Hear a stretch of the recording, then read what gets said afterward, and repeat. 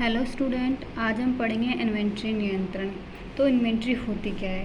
तो देखिए, इन्वेंट्री क्या होता है, जैसे मान लीजिए कोई भी कंपनी होती है तो उसका जो माल होता है, जो वो व्यवसाय के लिए रखा होता है, क्रय विक्रय के लिए रखा हुआ होता है, वही क्या कहलाता है? इन्वेंट्री कहलाता है। तो देखिए, इन्वेंट्री कितने प्रकार की होती है? इन्वेंट्री 3 प्रकार की होती है।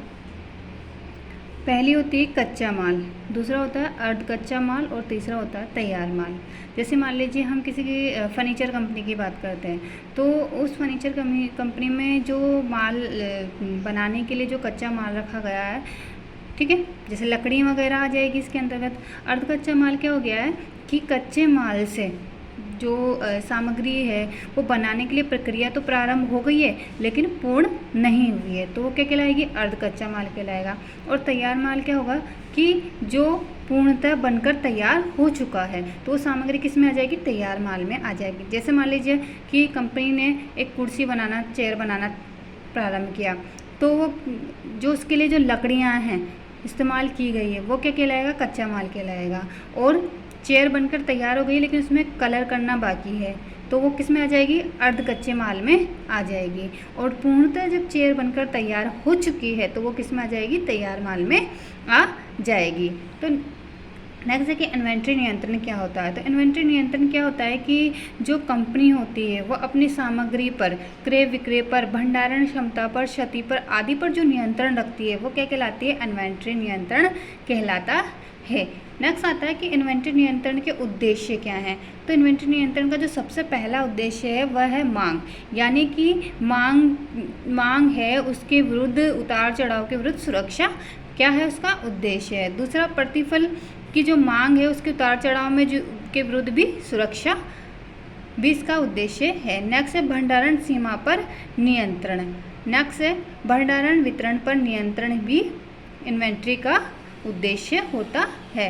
नेक्स्ट देखिए, चरण, यानी इन्वेंट्री नियंत्रण के चरण कौन कौन से होते हैं। तो देखिए, सबसे पहला चरण क्या होता है कि इन्वेंट्री की अधिकतम न्यूनतम सीमा में निर्धारण, ये इसका पहला चरण होता है। दूसरा क्या होता है कि पुनः ऑर्डर करने के समय का निर्धारण, यानी हमें कोई भी सामग्री का पुनः ऑर्डर कब करना है उसकी समय का निर्धारण करना इसका दूसरा चरण होता है।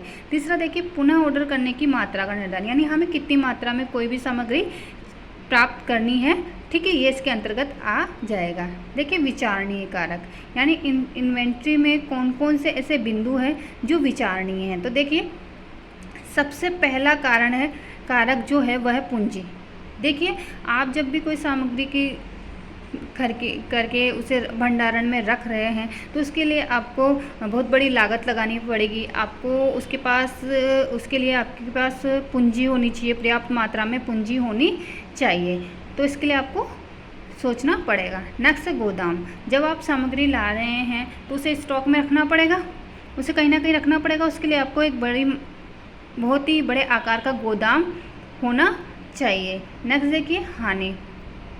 देखिए, जब आप इन्वेंट्री करते हैं तो क्या होता है कि इसमें आपको हानि होने की संभावना भी होती है, ठीक है। नेक्स्ट है मूल्य, मूल्यों में उतार चढ़ाव। मूल्यों में उतार चढ़ाव कैसे कि जैसे मान लीजिए आपने कोई भी सामग्री किस मूल्य में से खरीदी और फिर उसे किस मूल्य में आप बेच रहे हैं, ठीक है, तो वो क्या हो गया? उसका मूल्य हो गया। नेक्स्ट देखिए, मौसमी प्रकृति। देखिए, जो भी सामग्री होती है उसकी मौसमी प्रकृति बदलती रहती है, तो उसके जो क्रय विक्रय है उसमें भी अंतर आता है, तो मौसमी प्रकृति भी एक बिंदु है जो विचारणीय कारक है। नेक्स्ट देखिए, सरकार द्वारा आरोपित निषेध, यानी